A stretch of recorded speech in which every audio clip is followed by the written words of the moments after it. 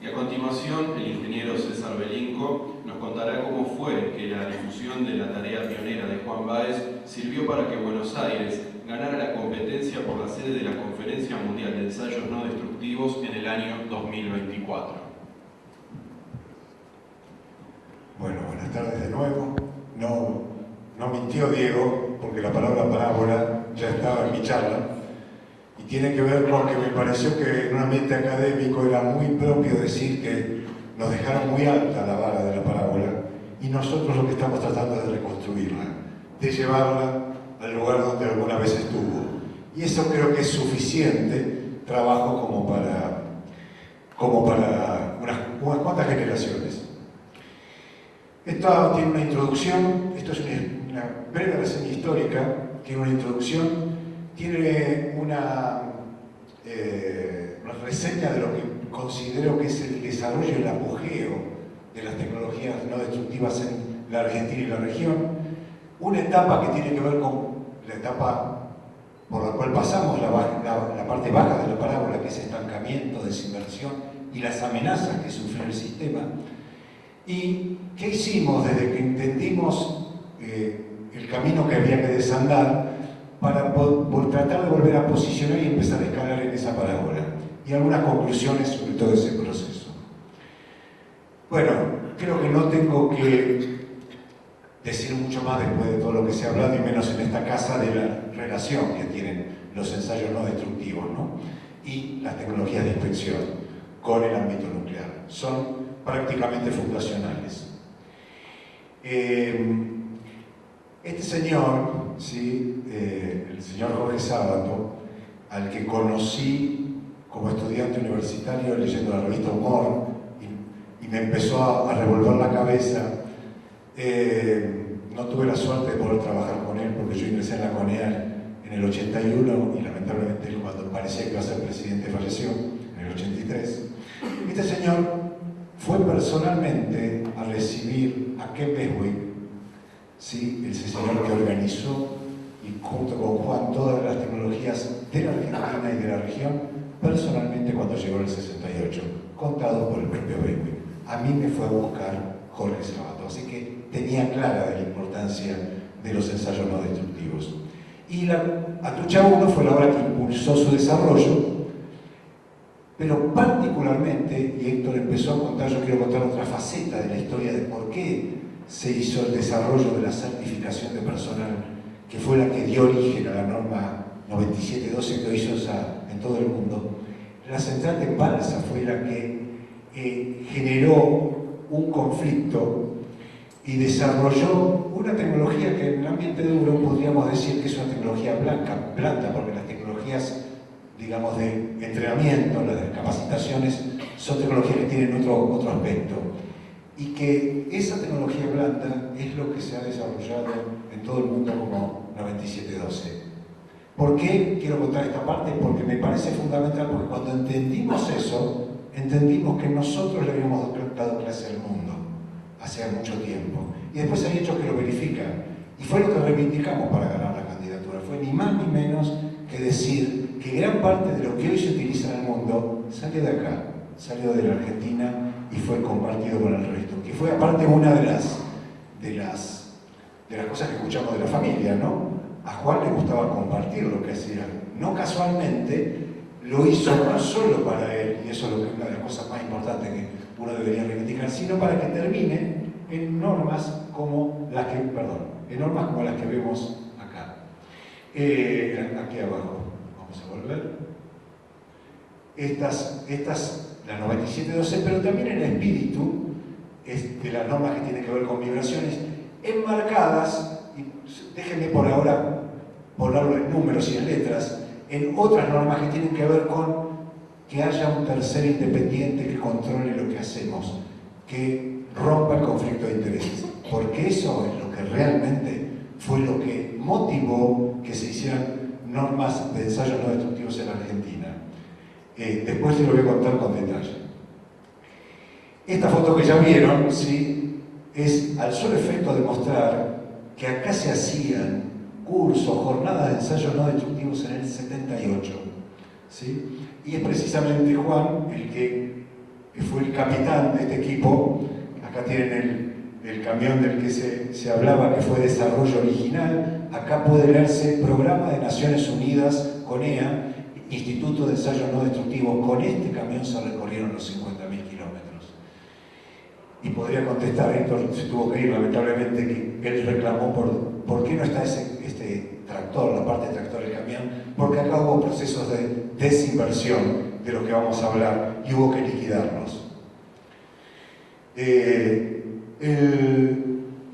Esto de que Juan compartía fue precisamente que armaron un proyecto en América Latina y el Caribe donde se capacitaron, acá están el número de las cosas que decía Héctor, 115.000 horas de cursos y capacitaciones, 3.175 semanas de becas y equipamiento, se le quedó 1 millón. Yo hice la estimación de cuánto equipamiento se repartió y a valores actuales serían 2 millones de dólares. Se repartió equipamiento para que cada uno de los laboratorios tuviera la capacidad de hacer los ensayos, no solamente que se los contaran, sino que pudiera ser autosuficiente, cosa no poco importante. Como les decía, la construcción de embalse puso en cuestión lo siguiente. Había que respetar el código ASME que decía que había que inspeccionar la planta. La norma vigente, la del código ASME, la de los canadienses, para inspección de ensayos no destructivos, era la norma que utiliza ASNT, en la cual la persona que certifica puede ser el mismo jefe del señor que me vende el producto.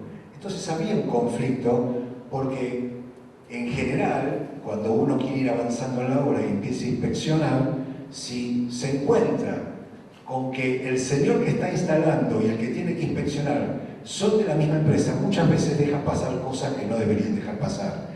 Y si no me remito, para los que son viejitos se recordarán del Síndrome de China, una película de Jack Lemmon y estaban muy jovencitos, Jack Lemmon, Michael Douglas y Jane Fonda, donde precisamente el kit de la cuestión tiene que ver con el tema de inspección por radiografía y de cómo se comportan las compañías cuando tienen intereses en juego. Y lo que se descubrió acá, y esa fue la génesis, fue que había un conflicto de intereses. Y entonces no podían ser los mismos tipos los que nos vendían el producto y nos lo inspeccionaban. Y es por eso que desarrollaron la norma de las que hablaba Héctor. Este es un boletín que se publicaba en el INET del año 79, donde cuenta cómo el presidente de la CONEA, ¿sí? Acá está el nombre de Espejo, Báez, Leston, ¿sí? Que eran el director del INET y presidente de los ingenieros, son los que hicieron las primeras normas que después fueron al INAM, ¿sí? En el proceso de estudio del que hablaba Héctor, y terminaron siendo normas nacionales.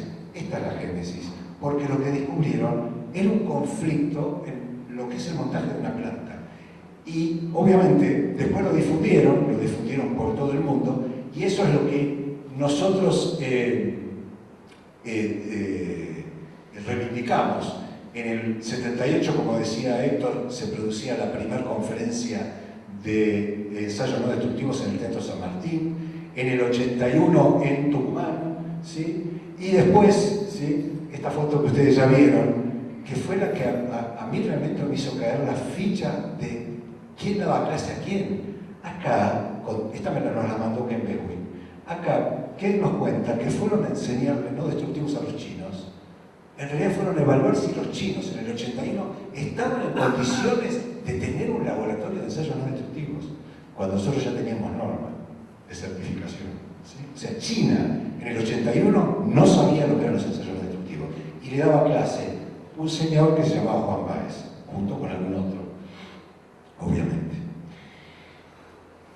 Lamentablemente, y yo un poco como hito, precisamente yo entro a la CONEA cuando entro para trabajar para Atucha 2, empieza el letargo de Atucha 2 y con ella de todo el plan nuclear.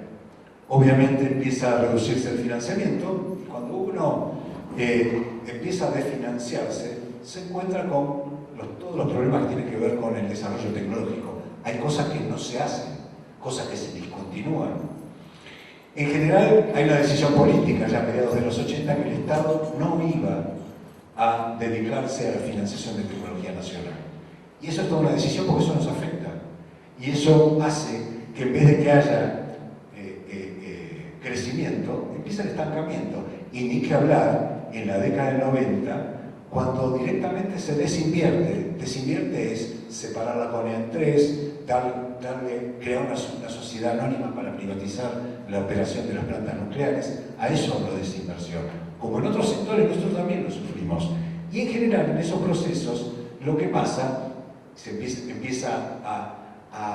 en estos procesos a depender mucho de las cuestiones personales, de cómo quiera cada uno, cómo pueda cada uno defender, porque los procesos de desinversión lo que hacen es que las personas se recluyan sobre sí mismas, no trabajen colectivamente y cada vez defiendan solamente su pedacito en el mundo, que cada vez es más chico. Esos son los procesos de desinversión. Son procesos culturales, son mucho más que un problema de no poner recursos, sino que la gente cambia sus actitudes. Sin embargo, en otros lugares se seguía trabajando en esto porque había negocios que lo justificaban y los sistemas de certificación empezaban a ser acreditados. ¿Qué quería decir? Que antes se confiaba de que todo el proceso de entrenamiento, toda esa etapa al que habíamos llegado ya en la década final del 70, lo hacíamos bien. No, ahora tiene que haber ese que certifica tiene que estar supervisado por un acreditador, que es el que dice y controla, y acá las chicas del IRAM lo pueden dar testimonio, les controla que cumplan con todo, con cada una de las etapas que las normas dicen, particularmente porque hay una norma de certificación de personas, que es la 17.024, que es la que se utiliza para la acreditación. Entonces, en otros países eso empieza, pero nosotros no, porque nuestro sistema de certificación de personal empieza a mantenerse por todo lo que se había invertido, ¿sí? Cuando uno invierte, las cosas no desaparecen de un día para el otro, pero empieza el declive.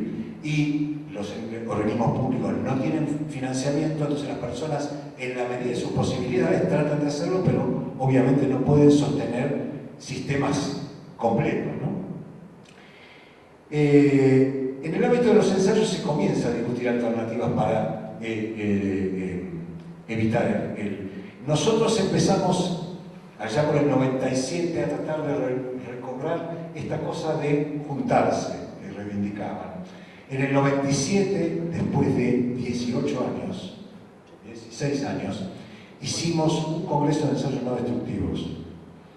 Y después hicimos otro en Mar del Plata, particularmente en el 2000 en Mar del Plata, empezamos a discutir seriamente que el sistema estaba muy mal y con vías de desactualizarse, porque empezábamos a escuchar que algunas empresas que tenían negocios decían: yo necesito personal acreditado, si no, un sistema acreditado, si no, no me sirve el certificado. Y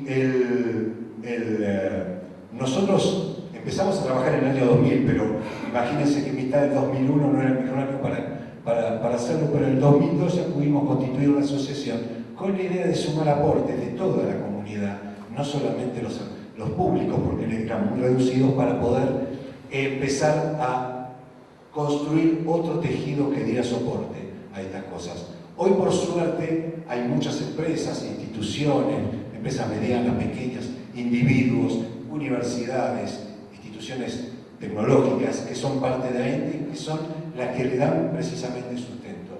¿Pero por qué? Porque en el 2003, ¿por qué nos importaba mucho empezar a presionar para lograr que el sistema sea compatible con el de Europa? Porque recuerden, en el 81 dábamos cátedra y en el 2000 estábamos con un sistema que ya no estaba siguiendo los estándares internacionales. Habíamos perdido por mucho, pero había gente que necesitaba que la gente estuviera en un sistema acreditado. Y lo que hablamos de amenazas es que directamente hubo países que ofrecieron certificar personal en la Argentina, hubo empresas que tuvieron ofertas de la región y de esta región para certificar el personal porque el que le certificaba el IRAM no servía.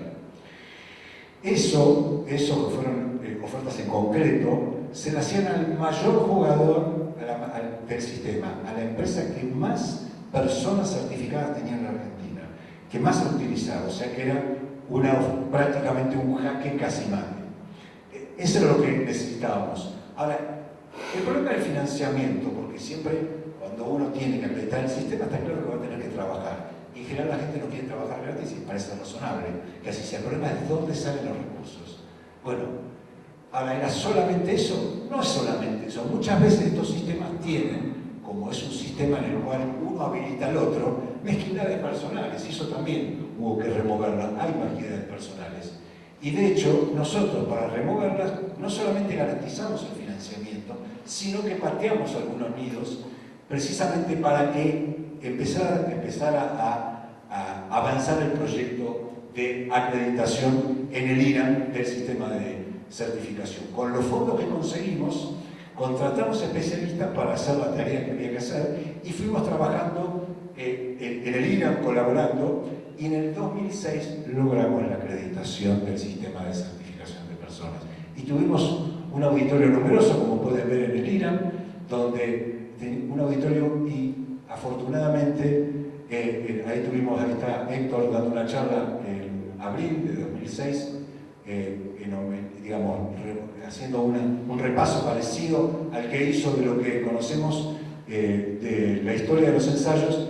¿Y quiénes dieron los primeros 2 certificados? Bueno, Juan y Ben fueron los que dieron los certificados, y la foto que ustedes vieron es en el brindis posterior junto con uno de los funcionarios del IRAM, la terza, ¿no?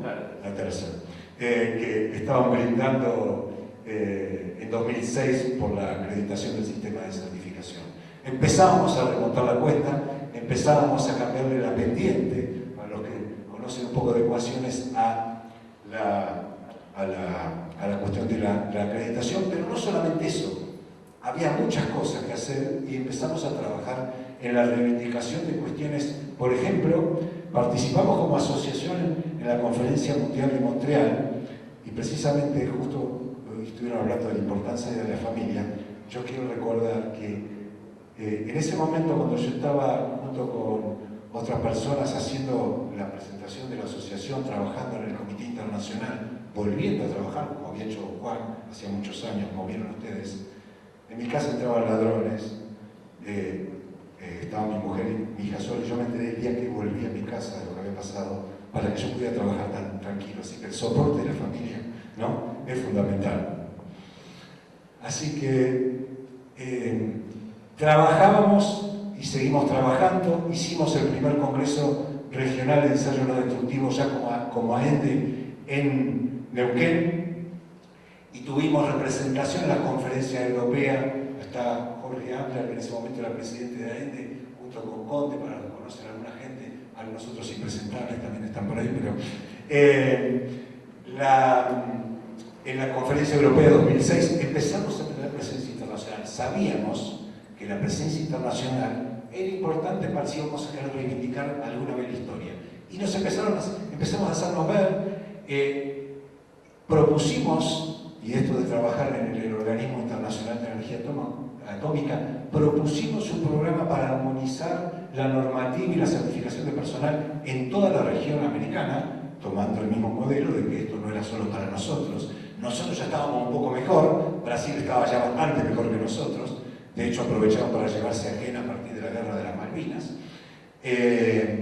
Pero nosotros tratamos de compartir y abrir el juego a toda la región, siguiendo el mismo ejemplo. No inventamos absolutamente nada, y eso nos dio un reconocimiento internacional. Inclusive presentamos no solamente en la Conferencia Panamericana, sino en la Conferencia Mundial de Sudáfrica. Acá le estamos entregando un premio, estoy entregando un premio al presidente de la Conferencia Mundial de 2012, donde empezamos a tejer para hacer la nominación en 2016. Ahí empezó el camino para nominarlo.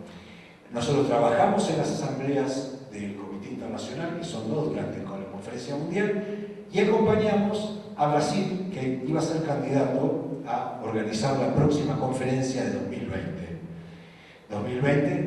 Ustedes saben que la modalidad que tiene este organismo, el Comité Internacional, es que parecido a lo de los mundiales de fútbol, se eligen con 8 años vista, o sea que durante 2012 se elige a 2020.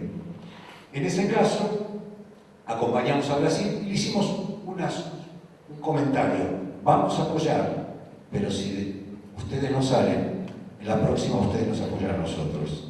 ¿sí? Ya empezamos a pensar que íbamos a tener una buena chance, porque si no era Brasil, esto era Sudáfrica, la próxima no iba a ser América, claramente, porque los candidatos eran Brasil y México, que después se bajó, y el otro candidato era Europa, Londres creo. Así que si no era Brasil, existía una chance porque iba a ser algún otro país y ya veníamos de África. Aparte que habíamos visto cómo se había hecho la presentación, nos sirvió mucho en 2004 ver cómo ganó Sudáfrica la nominación. Sudáfrica, la presentación de la señora que hizo la presentación de Sudáfrica nos hizo cambiar el voto a nosotros que pensábamos votar, no recuerdo qué país europeo, cuando nos tiró por la cara. ¿Ustedes no dicen que hay que promocionar los ensayos no destructivos? ¿Cuándo van a ir a África? Nosotros que pensábamos votar a otro candidato, votamos a Sudáfrica. Recuerdo, o sea que uno va aprendiendo en esos momentos cómo trabajar una candidatura. En el marco de la conferencia mundial nos quedamos quietos.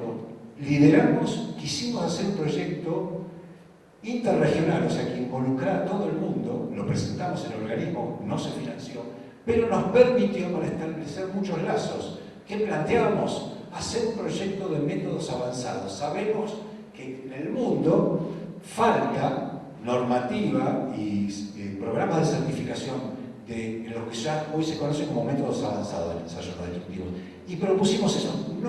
No pudimos lograrlo en ese momento. De hecho, les puedo contar que en 2018 sí va a empezar un proyecto que por lo menos va a involucrar a nuestra región en estas tecnologías. Ese sí ya lo logramos. Pero en aquel momento nos sirvió para que la comunidad internacional nos conociera y conociera que teníamos inquietudes de ir por más. También trabajamos en el comité de vibraciones, empezamos a desarrollar el comité de vibraciones, básicamente es lo que me formé en la CONEA, a través de la 18436, y en el 2012 empezamos a lograr la certificación. Y si bien las chicas no me dejan mentir, es un comité que es bastante inmaduro y no creció todo lo que debiera. Esto nos ha permitido de nuevo ponernos en un lugar de privilegio. Esta es la publicación del Comité Internacional de Ensayo No Destructivo y esto es del 1 de junio. Esta es la guía para calificación y certificación del personal de monitoreo de las condiciones que básicamente tiene que ver con vibraciones. En uno de esos párrafos, que está subrayado, está expresado, así que supongo que va a tardar un poquito, en este párrafo dice, voy a traducir, que en muchas regiones del mundo, donde el comité tiene miembros, todo el mundo, la norma 18436 fue adoptada en la base de un sistema de tercera parte, esto del tercero independiente, ¿no? Y dice, por ejemplo, el Reino Unido y Australia tienen sistemas acreditados que cumplen con esta norma. Argentina estableció el sistema de certificación, eso que hicimos en 2012, y otros países, por ejemplo, algunos países como Estados Unidos, México y Brasil, están trabajando en esa dirección. ¿Sí? O sea, si hiciéramos un ranking, estamos terceros en el mundo en el desarrollo de la certificación en 18436. También estuvimos trabajando ya, porque no vamos a proponer un programa internacional para trabajar en métodos avanzados si no trabajamos en casa, y ya dimos cursos de ultrasonido Freezer Array, con arreglo de fases, ya entrenamos 50 personas y, como comentó Diego, ya hicimos acciones en el campo de la radiografía digital y vamos a trabajar en el futuro cercano, relativamente cercano, en la certificación de los métodos avanzados en ultrasonido y después vamos a seguir avanzando en radiografía digital. Un dato que hizo más por el tema de confirmar que estábamos por buen camino es que en 2015 también se hizo la conferencia panamericana y se confirmó, ya el Comité Internacional dijo, precisamente por esto de que ya había pasado una vez por Europa, que la próxima, en el 16 era en Europa, venía de Sudáfrica, en el 20 se eligió Corea finalmente, como ya había Asia, no correspondía como región tener la conferencia mundial acá. Eso que habíamos supuesto que podía pasar en 2012 se comprobó. Entonces, ya la pelea era más chica, era contra el resto de América, y teníamos, se suponía, la no presentación de Brasil. Así que dijimos que teníamos una oportunidad histórica y empezamos confirmamos nuestra postulación y en ese momento se presentaron, durante la conferencia panamericana, aparte de Brasil, que se presentó, Estados Unidos, la asociación más grande del mundo, que cumplió 75 años y tiene decenas de miles de socios en el mundo, y los mexicanos. Durante la misma reunión, como a los mexicanos se designó la conferencia panamericana de 2019, retiraron la postulación. Por lo tanto, quedamos, inclusive como estratégicamente para que supusiera Estados Unidos que iba a tener que competir contra Brasil y Argentina, quedaron esas nominaciones. Se suponía que había un pacto no escrito donde Brasil se iba a retirar. Pero hicimos varias cosas para trabajar. Empezamos a trabajar con todas las asociaciones del mundo para ofrecerles buenas condiciones. Esto que nadie se le había ocurrido. De ser las asociaciones, a mí nunca nadie me dijo, si ustedes promueven la conferencia mundial y me mandan mucha gente, van a tener un beneficio económico o descuento para su gente. Yo nunca había recibido cosas por el estilo. Nosotros se las mandamos a toda y cada una de las asociaciones mundiales, menos a Estados Unidos. Y también haciendo lo que habíamos hecho en 2007 cuando organizamos la conferencia panamericana. Contratar un profesional para organizar conferencias, que nos ayudara. Nosotros hicimos una buena conferencia panamericana, más en 2017 trajimos por primera vez la reunión del Comité ISO de Normativa de No Destructivos, se hizo en América, en Sudamérica, nunca se había hecho, y lo trajimos para el Panamericano. Contratamos a una empresa que supiera cómo se hacen estas cosas, porque nosotros podemos dedicar una parte técnica, pero esto es otro mentir. Y por suerte, pese a que tuvimos bastante tiempo hasta que confirmamos que íbamos a tener financiación, estas empresas se mueven por el lucro, no es por amor al arte, del ImproTour, pero en la que ellos tuvieron bastante que ver, por lo menos en la cantidad, el monto de la financiación. Y esto nos permitió hacer lo que nunca habíamos hecho, digamos, cantidad y cantidad, que es lo que normalmente un país hace cuando va a presentar una candidatura, que es presentarse institucionalmente, hacer delegados a las distintas delegaciones de todo el mundo, tener un programa hacia adelante de para qué uno quiere hacer la conferencia mundial, por qué, y un objetivo claro. Así que esta alianza que hicimos con una compañía y acceder a financiación del ImproTour nos permitió presentar muy razonablemente nuestra candidatura. Bueno, definimos un logo, algo que tuviera que ver con las señales que tienen tan presentes en la mayoría de las tecnologías no destructivas y Buenos Aires, que va a ser la sede, así que ese bandoneón estuvo bastante tiempo de trabajo. Y también empezamos a producir, a sugerencia de la empresa organizadora, los regalitos que íbamos a darle a los participantes, que tuvieran que ver con nuestra cultura. Así que estas bolsitas tenían dos trajitos dulce de leche, un par de alfajores, algunas postales que describían la Argentina o describían lo que era el dulce de leche. Y también, que después vamos a hablar un poco más en detalle, o hablar más en detalle, un regalito adicional que eran unas almohaditas de viaje, con esto de que Buenos Aires es un poquito más lejos que Miami, que era la candidatura con la que íbamos a competir, y un pasaporte que se las traía, porque tenía información turística, pero también tenía información importante para los participantes. También tuvimos la ayuda de la Cancillería a través de algunos contactos nos mandó un par de cajitas de vino que repartimos en envases que con mucha creatividad se les ocurrió hacer tanto a Natalia como a mi mujer. Ustedes pueden ver que son muy parecidas a esta. Por el sobrante de todo esto se embalaron para que tuvieran un poco de coherencia y de pertenencia todas las botellas que nos habían regalado para ir delegación por delegación a repartir y compartir la cultura, ¿no? Cuando uno comparte lo que come, lo que toma, comparte la cultura. Ese fue el objetivo. A ver si me funciona. Un mes y medio antes, aproximadamente, de ir a Múnich, por la mayoría de nosotros recibió un video de ASNT, nuestro competidor, que mostraba por qué, y cómo y dónde iban a hacer la conferencia mundial, cuál era la propuesta de ellos para Miami. Como nosotros no nos íbamos a arrugar, le pedimos hacer una producción que es la que ahora vamos a tratar de ver. ¿No? Dale, por favor.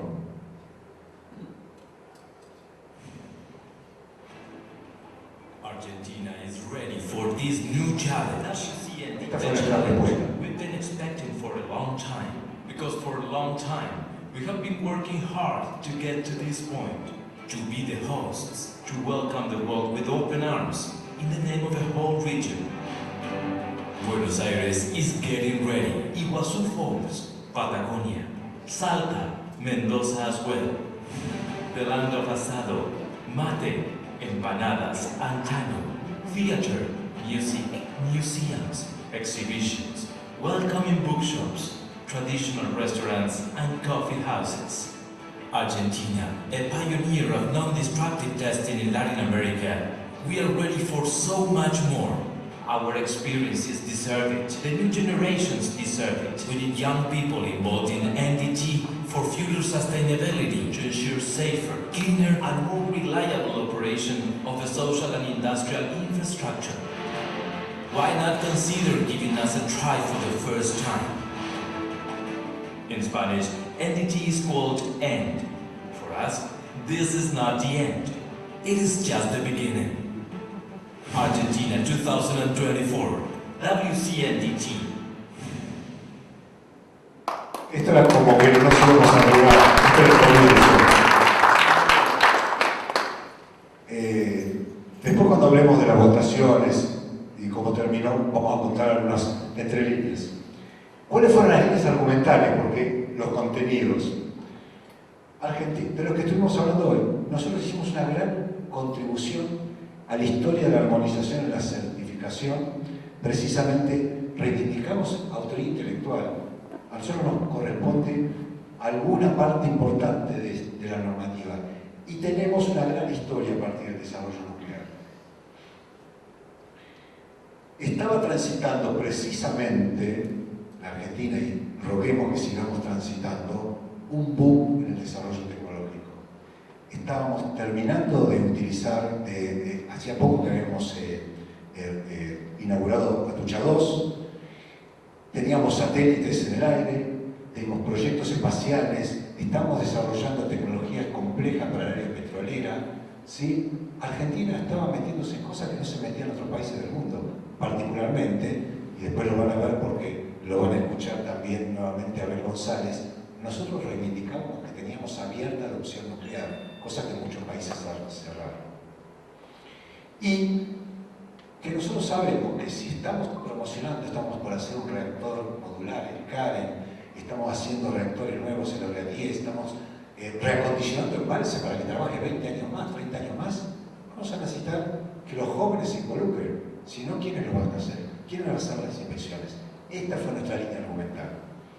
Y algo no menor, y que lo pusimos en esos pasaportes, que eran una gentil invitación a venir a la Argentina, que se había hecho 4 veces la conferencia mundial. Nosotros rescatamos en la historia, las primeras se habían hecho 2 en Estados Unidos, 1 en Brasil y la última, como vimos, en Canadá. O sea que era claro que Argentina tenía derecho también por la historia de dónde se habían hecho. Bueno, les muestro el centro de convenciones de Múnich, el stand que nos dieron. Empezamos a darnos cuenta como que había una cosita que no era con los privilegiados. Fíjense, la gente que sabe de posiciones, quizás acá digo que trabajan todos los días, cuando uno está en el medio entre el de Brasil y el de Estados Unidos, es como que ya lo cerraron. Pero nosotros, como sabíamos, ya teníamos diseñado una respuesta también a esas cosas. Acá se ve cuando empezamos a trabajar y armar el stand. Y, por ejemplo, a la gente que trabajó con nosotros se les ocurrió que íbamos a ampliar la visión de nuestro stand haciendo estos banderines que tenían de un lado imágenes de Argentina y el logo por el otro lado el logo de AENDE y de la conferencia. Acá se ve el trabajo de hormiga, porque estas cosas se fueron llevando en distintas valijas. Acá hay gente que contribuyó llevando en valijas, ¿sí?, los kilos de dulce de leche, los alfajores, las bolsitas, las guitas, y hubo noches enteras trabajando para armar estos regalitos que había que entregar por cantidades de 100 y pico, porque imagínense que terminaron votando 40 y pico de países y hay 2 y medio, 3 personas más, algunos más. Hay normalmente 100 personas en las asambleas, o sea que había que producir muchos regalitos. Acá ya estamos defendiendo en el stand, todos los días atendiendo en nuestro stand, repartiendo algunos de los pines también que llevamos y algunos dulces, algunos caramelos dulce de leche, de los que también hablan de nosotros. Y llega el momento del primer día de la competencia. Acá pueden ver, este es el área donde se desarrolló, está una mesa cerrada, un rectángulo en el cual están las delegaciones, y este es el momento donde hacemos nuestra presentación. Por si no lo reconocen, Marta Ruch, que es la representante del área científica, Jorge Ambler, que es el vicepresidente de AENDE y representante del sector privado, Fernando Gorbarán, que es el responsable de Messe Frankfurt, la compañía con la que trabajamos en la postulación y que, como estaban en Europa, lo llevamos para que expusiera, hizo toda la exposición turística.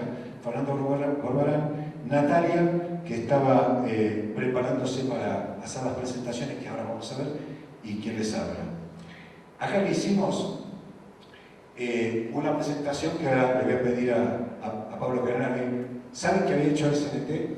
Porque nosotros pasamos la presentación segundo. Había mostrado ese mismo video que habían mandado un mes y medio antes y habían contado lo importante que eran todas las asociaciones que nos iban a apoyar y la conferencia fabulosa del orden de 7.000 a 8.000 personas que garantizaban.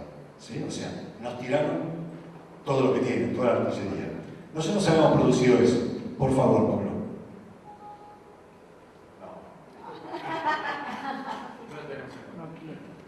¿Me dejan ir a hacer algo? Espera, es...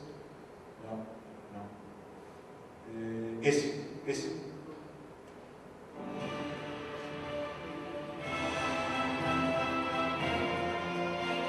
Empezamos por las raíces.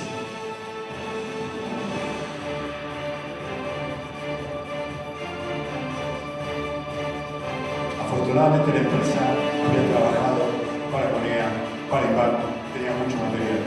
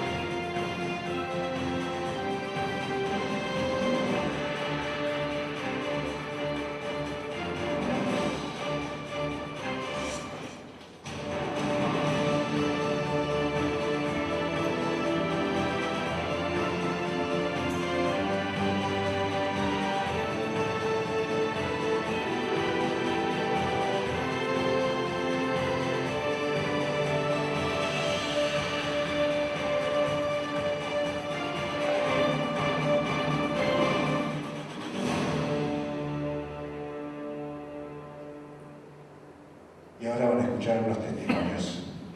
My first visit to Argentina was in 1968, and I came to discuss the possibility of Argentina setting up a Center for Non-Destructive Testing within the Atomic Energy Commission.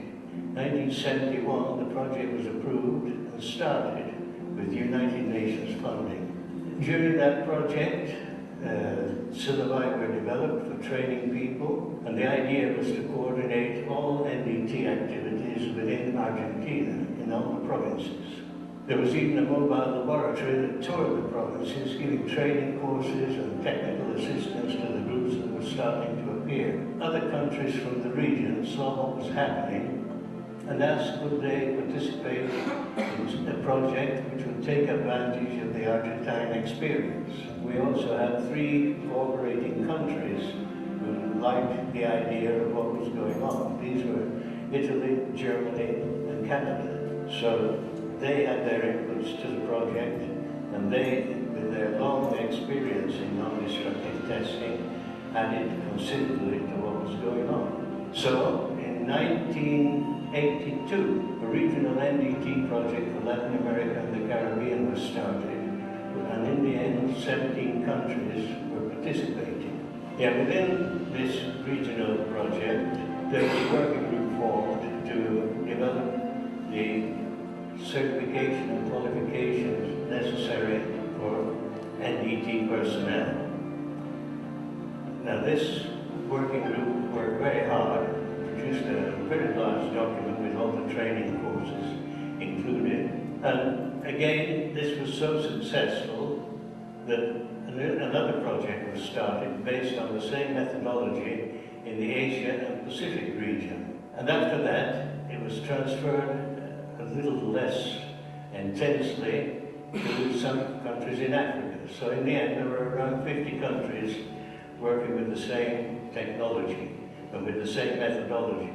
At this time, the IAEA decided to publish the results of the working group, which were the recommendations for the qualification and certification of NDT personnel.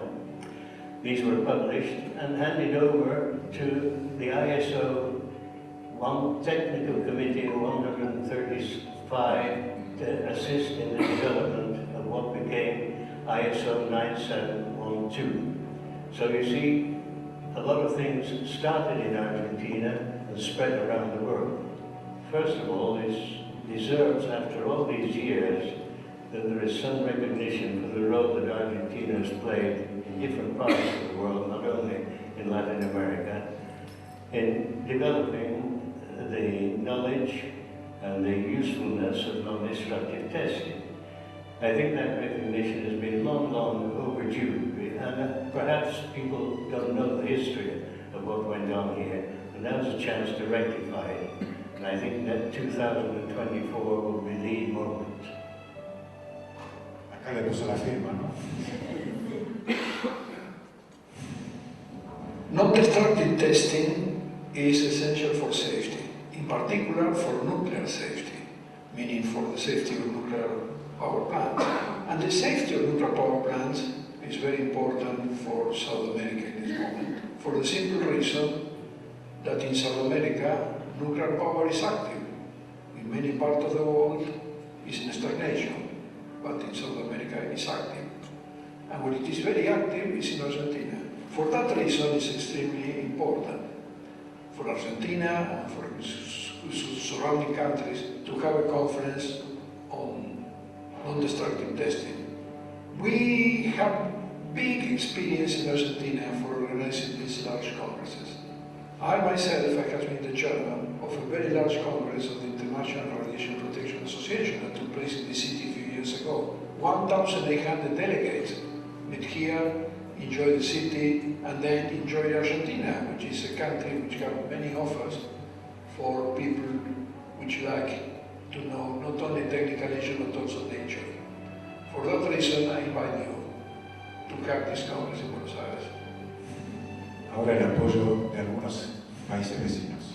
Estimados colegas de la Asociación Argentina de Ensayos No Destructivos, como socio fundador y presidente de la Asociación Chilena de Inspección, Soldadura y Ensayos No Destructivos, es un gran placer poder confirmar nuestro apoyo a la postulación como sede de la Conferencia Mundial del año 2024. Es para Chile de real importancia la presencia de los profesionales, relatores, equipos y compañías del área de inspección y de ensayos no destructivos, el poder estar tan cerca de nuestra capital y tan cerca de nuestro país. Todos los profesionales que aquí laboramos apoyamos fervientemente la postulación de AREN para que sea sede de esta próxima conferencia. Esperamos que el éxito corone esta campaña que permita a la Argentina ser sede de esta conferencia. Un abrazo y suerte, amigos de Argentina. Ahora el testimonio de la presidenta de la Asociación Uruguaya, que por obvias razones no fue.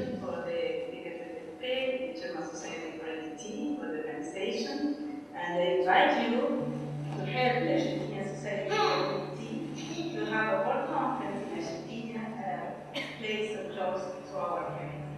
As you see, I have 3 small, very important reasons to attend this world conference, and I wish you from Uruguay all the best for this conference. Niños, saluden a los amigos.